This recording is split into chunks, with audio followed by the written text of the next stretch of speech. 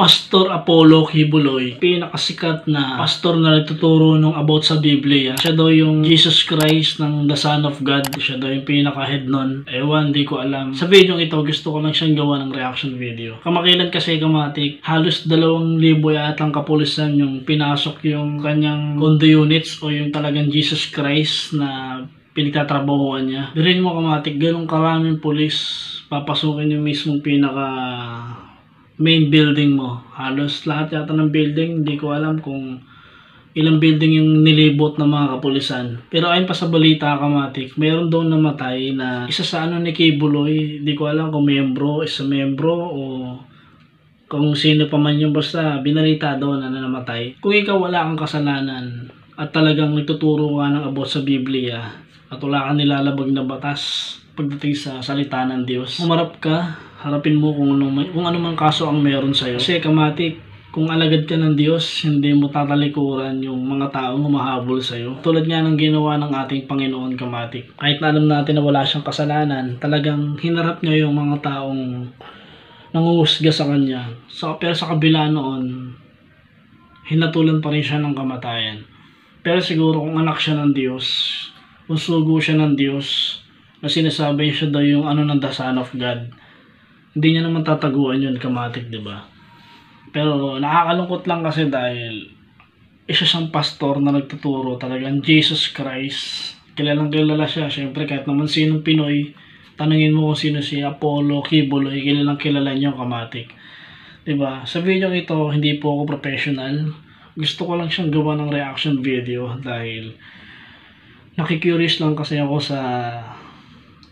sa kanya kung talaga ba siyang pastor o bulaang propeta, 'di ba? Kasi kung totoo siyang pastor, hindi naman niya tataguan yung mga taong hinahabol siya, talagang may kaso daw siya sa ibang bansa, sa Amerika.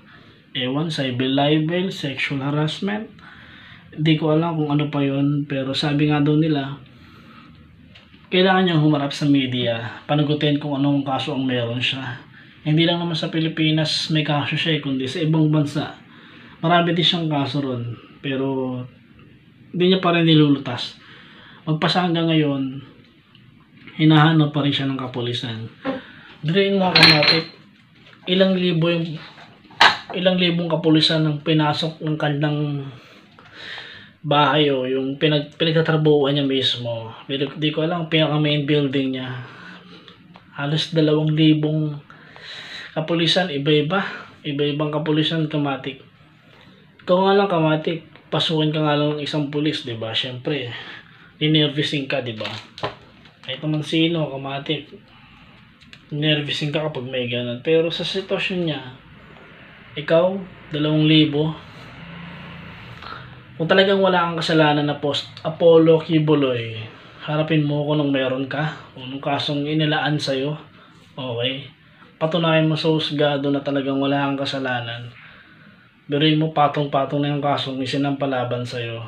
Pero subalit, ang talagang anak ka ng Diyos, usugo ka ng Diyos, yun pa lang sa 10 utos ng Diyos, siyempre, susundin mo na yun. Pero dahil sa sitwasyon na meron ka ngayon, hindi natin masasabi. Pero alam niyo kamatik, pinaniniwalaan ko lang siyempre yung Diyos, wala nang iba. Pinaniniwalaan ko sa lahat ng pastor pastora, si Bro Eli, isa sa pinakamagaling na pastor sa buong mundo na nakilala ko. Pero sana si Apollo Kibuloy matapos na yung problema niya at sana kung talagang wala siyang kasalanan, panagutin niya o sagutin niya sa Supreme Court para hindi na siya habulin o hanapin ng mga kapulisan natin. So yung kamatik ko na gusto ng video na to, syempre maraming salamat sa lahat ng mga nanonood.